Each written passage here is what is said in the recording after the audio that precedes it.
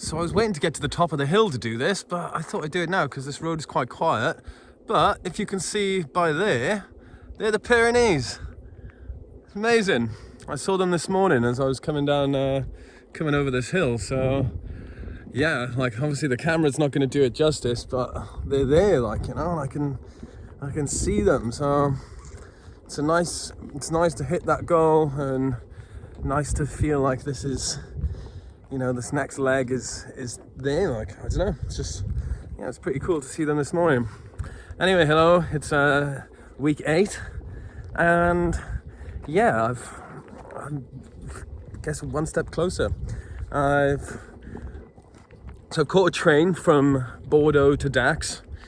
A lot of people I spoke to as well, like there was a family from Switzerland who I saw in Bordeaux, said they'd come from there, and you know, it's probably a good idea to catch a train. There was other walkers I've met that have done the same, and yeah, just the forest fires. A lot of things are being closed. Like, so many people were getting evacuated, so they're going back into it now. But it just seemed, yeah, a good call to catch a train. And to be honest, on the train then as well, something like an hour long, but just sort of saw just endless pine forest. That's all I've read on the forums. That's where it is. You know, you've got to be prepared to be doing 30 kilometers a day because of the amenities are so few and far between.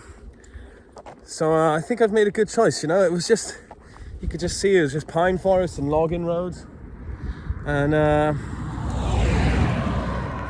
kind of glad I've just made that. Yeah, I've made that jump. I worried a little bit that I'd get here and it would be like a complete change of scenery, and it is a change, but in a good way. Things are more hilly and it's nice. It just seems a lot more scenic as opposed to just flat. You know, the canals that I've been on for a while, and all just up past since after Mont Saint-Michel pretty much. It's just all been flat along the coast. Just like, not bad walking wise, but can be a bit monotonous then. So yeah, I'm doing all right. It's good. I just had I just stopped for lunch then, and I had some pasta with my tuna. But I grabbed a thing of corn off the side, and just sort of cut all the bits off. Boiled it for a bit, chucked it with some salt, put that aside, and then done the pasta and the tuna and had it together. And it's just, God, I can never get bored of pasta. It's just so good. I think it's just the salt, you know, and people say that's just probably because I'm dehydrated, which probably not far from the truth. But I've topped up on water. I've got enough now to get me to this next place. I was in Dax yesterday morning, did a good stretch from there. I'm about, I think it was about 10 kilometers away from Saint-Palais or Palais. So it's great, and I could just see just the Pyrenees over that side, and then sort of that side, so where they stretch south that way. It's yeah, it's incredible. I think the Napoleon Pass is what I'll be going through. I read that's the hardest bit of the Camino is just the first day from Saint-Jean-Pied-de-Port, where I think you have to do a 26 kilometer hike through it. So yeah, that's I guess that's if you've just gone straight there, but I've been walking for 8 weeks now, 2 months, so I think I'm prepared enough that it'll be okay. I've got my walking sticks, which I haven't used since Mont Saint-Michel, so I haven't got rid of them because I think I might just need them then for this section of the Pyrenees. But people I've spoken to in the past say, you know, you don't need sticks I haven't used them for ages, but they say you probably won't need them for the Camino trail then through Spain. Yeah, it's getting closer to that. Yeah, the last week's been all right. I'd booked a night in La Rochelle on the Saturday and booked a night in Bordeaux on the Sunday, but I got to La Rochelle on a day early on the Friday, and I didn't really want to just spend the whole day there, and so I cancelled the hostel I was staying in, but I couldn't cancel the one on Sunday, just no refund. So I thought, well, I'll just get to Bordeaux a day early and then stay 2 nights at this hostel, which worked out pretty well. It was good. Yeah, leading up to La Rochelle was nice. Just sort of finishing that section from the coast. I sort of went onto a nudist beach for a couple of hours one day, and I sort of got my kit off and I was laying face down. I put some sun cream on my back, but I didn't get like everywhere, and pretty much all my arse got burnt. And then so like as you walk in, you know, that's the best thing, sometimes the best relief, to sit down on a bench somewhere, and it just stung as every time I sit down, so sat down. So that was a bit annoying for a few days, but all grand. But I had a nice wander around La Rochelle, which was cool. Some great street music, so I don't think I just really had that confidence to get the guitar out anywhere, because there was just some great musicians everywhere. But it was nice to have a wander, seeing the churches and the streets. All the streets were really cool. I caught a coach then, and there was this sort of, I don't know where they were from, but like a mother and son, and there was 2 of them, but they had 3 like suitcases between them, and the driver was like, you can't take that on, you know, it's you need to pay extra for the extra luggage. And they were like, well, how can we do that? And he's like, well, you can't, it's too late, like, because the boarding sort of thing online is done. And it wouldn't have been too late if he wasn't late himself. Like we were checking online when these people were waiting, and you know, it was saying it was delayed by however long. I panicked a little bit, and then so he said that about the extra luggage, and I'd unclipped my guitar off so I could take my guitar. Didn't want it down in the hold, so I could take my guitar on, and he sort of saying like, you know, yeah, and that's the same applies for you. You can't take that on. And as this woman was just like starts arguing with him, he just like slams down the door and was just like, yeah, you don't tell me how to do my job, and just was kicking off. He was like, you don't have to come at all. And I was just standing there like, oh God, like don't.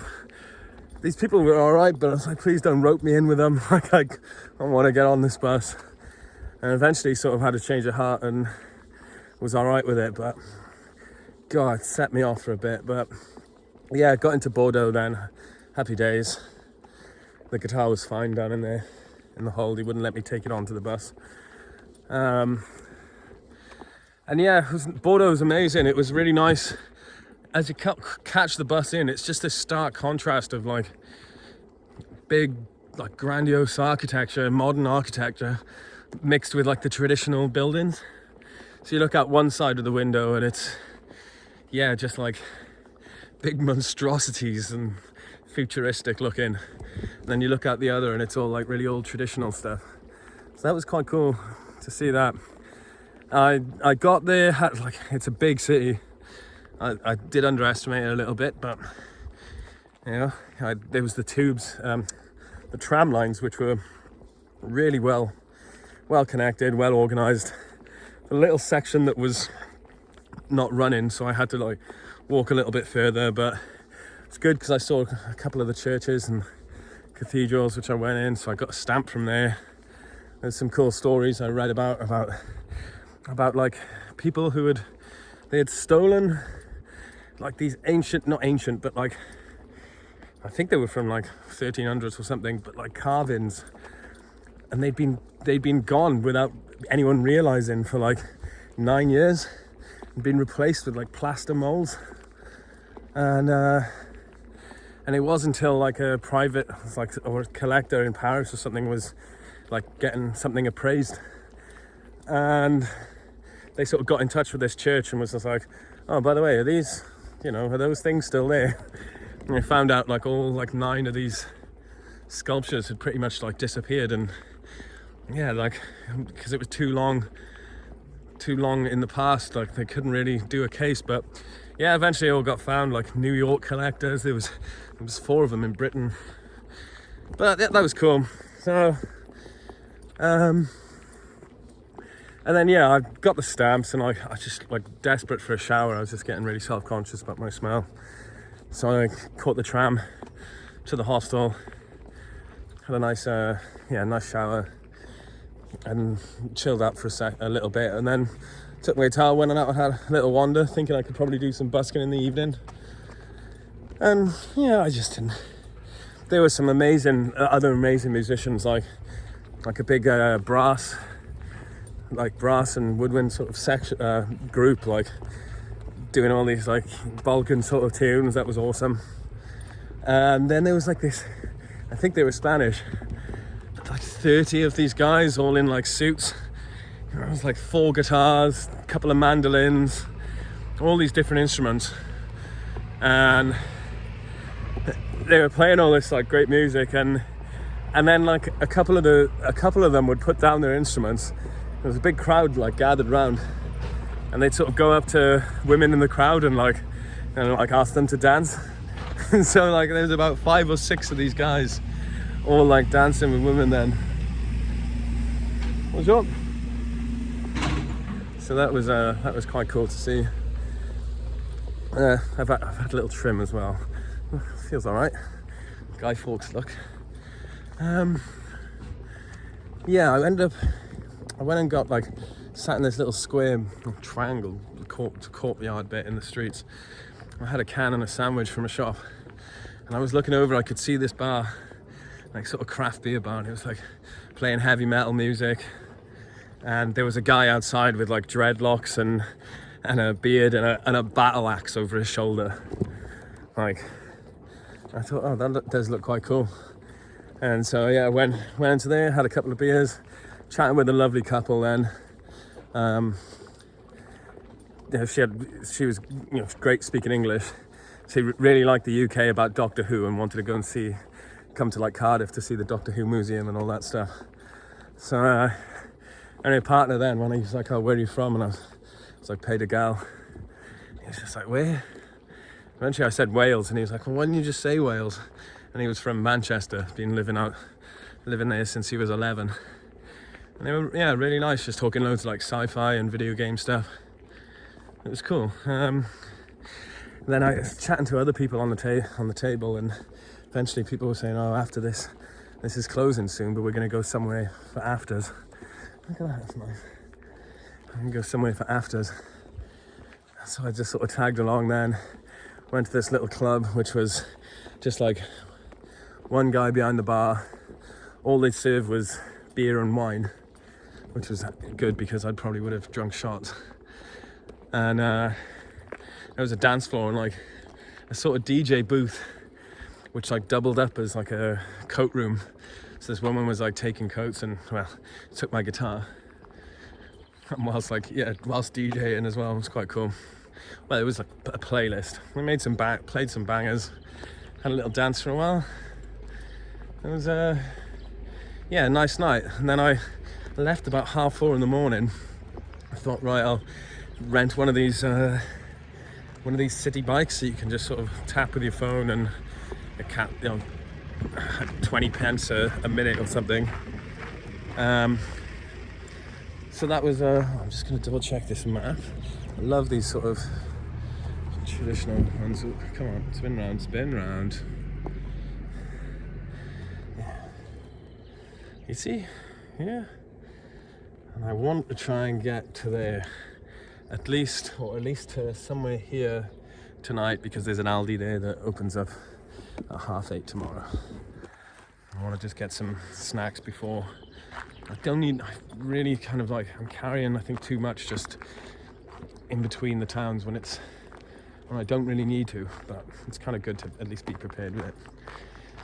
But yeah, I got this bike, and it's like riding back at like 5 in the morning. It was probably quite dangerous, not just for me, but for other people on the roads. It was fun. It felt like E.T. But yeah, so the next day on the Sunday, then I pretty much just spent like all day in this hostel, like in bed, which I'm not too guilty about, because I don't feel too bad, because it's nice to just have that rest, have the security of like a door and being in a room, and just to shower, like, oh god, that feels incredible. So I stayed there. I got out and went and got some food and and I had a little evening stroll, but most of it I just stayed in the bed in the hostel, which was, yeah, I can't complain. Okay, 15 minutes, right, let's try and wrap this up. So, yeah, and then caught the train. Well, it's the Monday then, I had another wander around Bordeaux, found a good spot and busked there for a bit.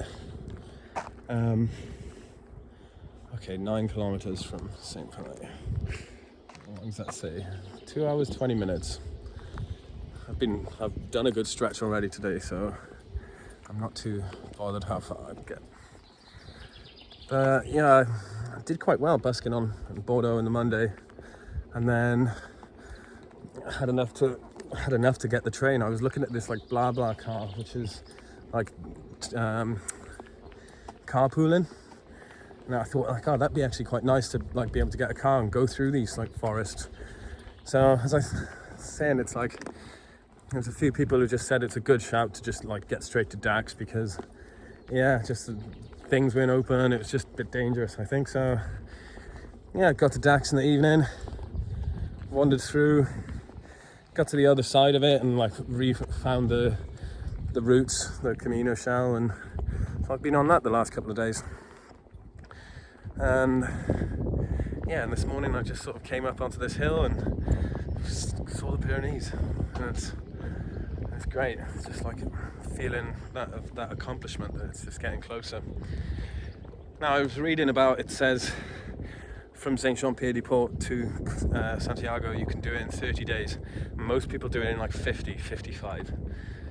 Like 30 days if you're like doing 30 kilometers like a time, or a day, so, and no rest days. So I'm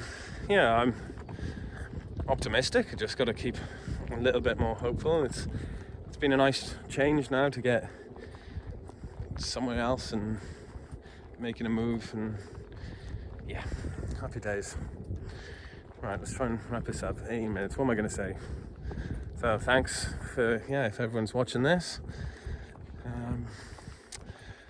I'm not going to tell you what to do with your life. Don't forget to like and subscribe and all that jazz. Like, I'm not going to sort of plead for anything. This is, again, as I've said before, this is just for like future me. So hello, future Luke. I hope you're doing well, and yeah, like, I hope the ending was cool. Let me know. I guess I'll see you when I hit your age. Yeah, wicked. Take care, everyone. Thanks again. Yeah. Tatty byes.